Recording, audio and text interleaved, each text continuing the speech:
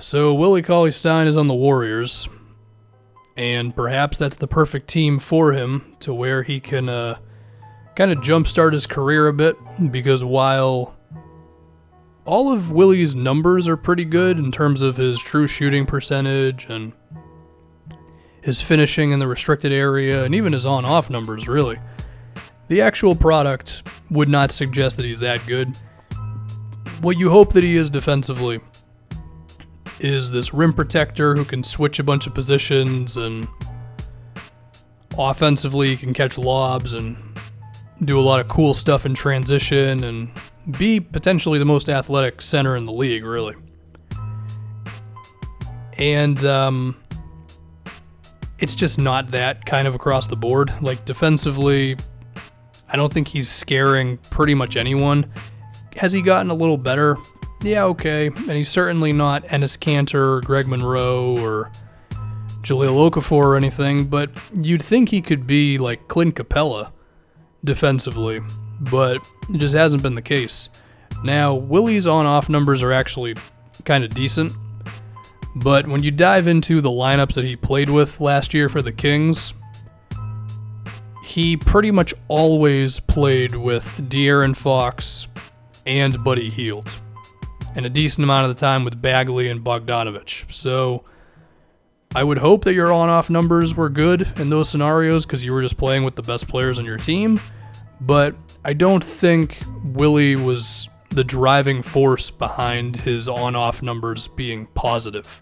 And I think that's why the Kings let him go and sign Dwayne Dedmon, because they're hoping for more of a real defensive dude there. But anyway, Willie is of course on the Warriors now, so how's this all going to go? Well, number one, I can already picture him getting alley-oops from Draymond. The way we've seen that from Bogut, Kevon Looney, whoever else. Willie can certainly deliver in that situation. He's going to be setting a decent amount of screens for Steph. Granted, the Warriors don't run that many pick and rolls, and when they do, it's going to be with Draymond.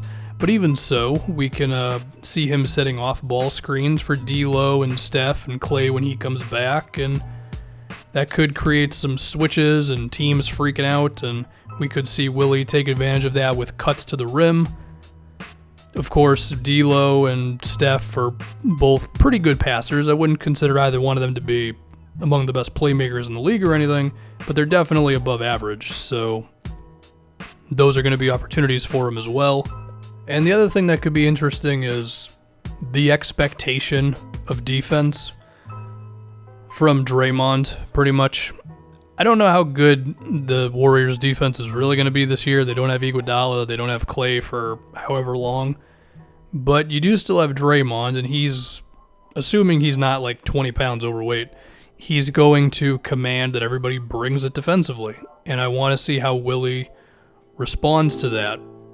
I don't expect Willie to be the starting five. I'm assuming that's going to be Looney, and Willie is still going to be competing with, well, to be honest, I don't really know who.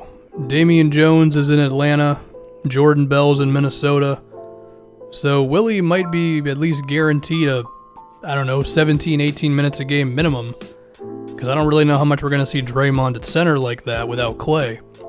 So he's going to have an opportunity to be pretty good here. I mean, if we look at the way JaVale was successful for the Warriors, it was basically just go in and do what you're told.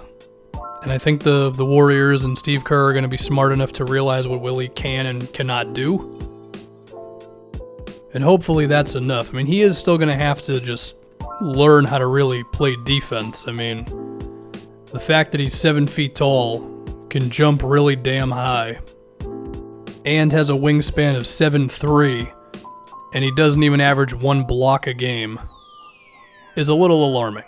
And I understand that blocks are not the end-all be-all of defense. I mean, Gobert and Whiteside get about the same, and obviously one of those dudes is much better than the other defensively, but the point still stands. That's a little weird, Willie, so hopefully that'll be a thing for him. I guess what could be nice for him is if he's mainly playing against second units for the Warriors.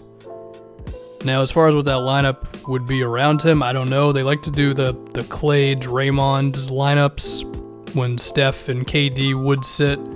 Obviously, things are a little different now. So maybe for a stretch of this year until Klay comes back, it's going to be Steph and D'Lo staggered.